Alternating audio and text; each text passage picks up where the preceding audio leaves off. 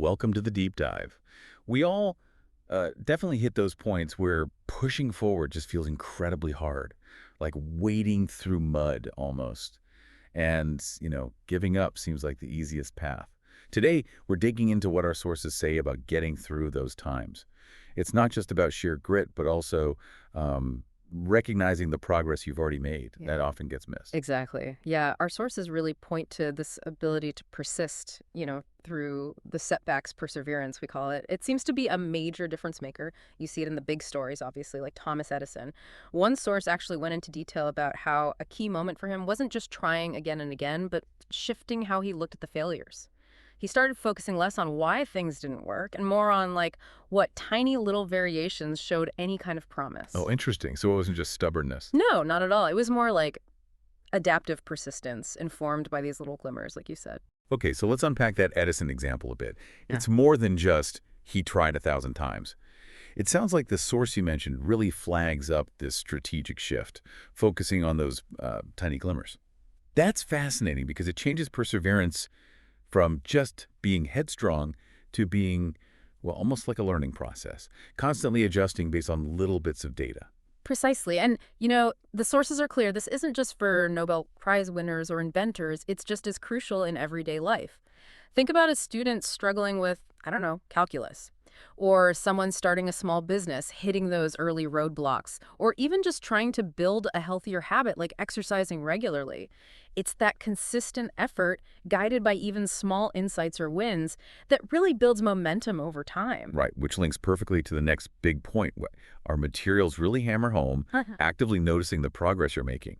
Because if you only ever look at the mountain peak, that huge final goal, Mm. it's so easy to forget you've actually climbed quite a way already. You miss the view from where you are now. That's a perfect analogy, yeah. One study we looked at, focused on motivation, found exactly that. People who consciously acknowledged their small wins, they actually reported feeling more motivated, more satisfied, and kept going longer, even when things got really tough. Really? Yeah.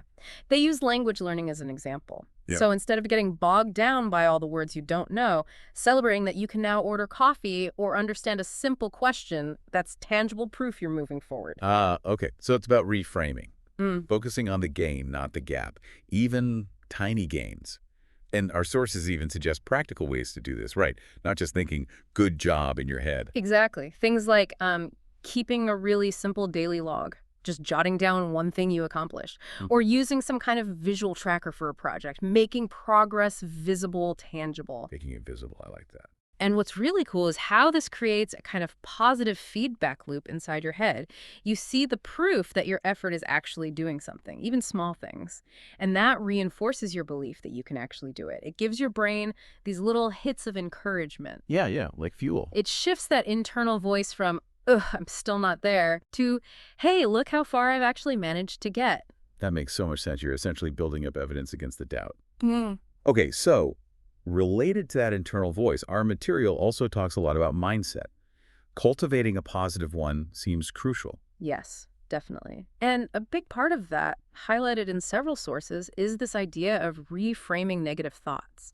It's not about pretending everything's rosy, toxic positivity. It's more about learning to catch and challenge those really harsh internal criticisms. Okay, how does that work in practice? Well, instead of thinking, I completely messed up that presentation, I'm just terrible at this, you try to reframe it. Something like, okay, that presentation had some tricky parts. What specifically went wrong? What can I learn and adjust for next time?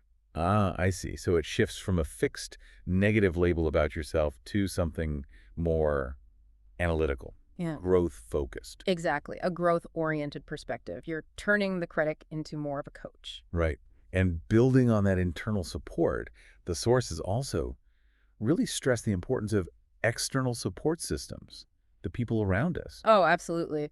The research is pretty consistent on this. Having supportive people, friends, family, maybe a mentor makes a huge difference when you're going through tough stuff. How so? Well, they can offer encouragement, obviously, but also different perspectives you might not have considered. And sometimes just feeling connected, like you're not alone in the struggle, can really buffer against feeling totally discouraged or isolated. One source even mentioned that just saying your challenge out loud to someone supportive can actually make it feel less daunting. Huh. It's like borrowing their belief in you when yours is running low. No. Okay, another angle our material covers is goal setting, but with a twist, right?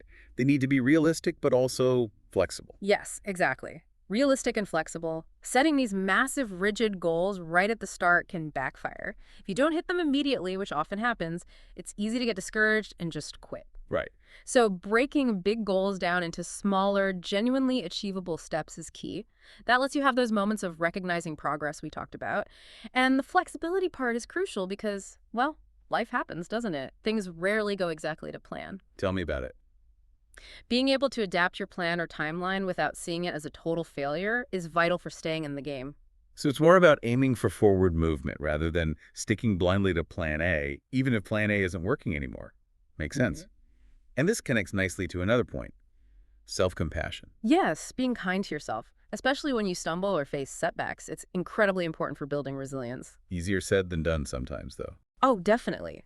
But instead of beating yourself up, which just drains your energy and motivation, self-compassion means acknowledging, okay, this is hard right now, or I messed up and that feels bad, but doing it with a sense of warmth, understanding, like you might treat a good friend. Yeah. And our sources suggest things like um, self-affirmations can actually help here. Actively reminding yourself of your strengths, your efforts, your good qualities. It sounds a bit cheesy maybe, but it can counter that negative inner Yeah, voice. it's like deliberately feeding the supportive voice instead of the critic. Mm-hmm. Okay, so let's try and pull these threads together. We've got perseverance, like Edison's adaptive kind. Mm-hmm. We've got actively noticing and celebrating even small progress, making it visible, Right. cultivating a more positive, growth-oriented mindset Yeah. by reframing those negative thoughts, Yeah. leaning on and building strong support systems, Crucial. setting goals that are realistic but also adaptable, Flexible. Yeah. and practicing self-compassion, treating yourself with kindness, especially when things are tough. Using affirmations, maybe. Exactly. And what's really interesting is how they all weave together, isn't it? How so? Well, think about it. Recognizing those small wins, that directly fuels your perseverance, gives you the energy to keep going. Okay, Having a strong support network, that can really help maintain a positive mindset when you're feeling down. right. And practicing self-compassion, that helps you bounce back from setbacks. It lets you see failure not as the end, but as, data, a learning opportunity. That's the core of that growth mindset idea some researchers talk about. It all connects. So the big takeaway here seems to be that consistent effort, even tiny steps, really does add up to something meaningful over time. Every single step, every challenge you navigate, every bit of progress you notice, it's all building your strength, your resilience. Absolutely. The encouragement is really just to keep putting one foot in front of the other, trusting in your ability to handle things and grow. Totally. And also, remembering the journey itself has value. It's not just about crossing the finish line. It's in the middle of the struggle, navigating the challenges, learning from the mistakes. That's where a lot of the important growth actually happens. The person you become along the way is a huge part of it. That's a great point. The journey, not just the destination. So maybe something for you, the listener, to think about as you go through your week. How do these pieces fit together in your own life? When you notice a small win, does it actually make you feel more like keeping going? How does your support system, the people around you, influence how you feel when you hit a rough patch? Yeah, maybe reflect on which of these areas, perseverance, progress tracking, mindset support, goals, self-compassion, might be worth focusing on a little more right now on your own path.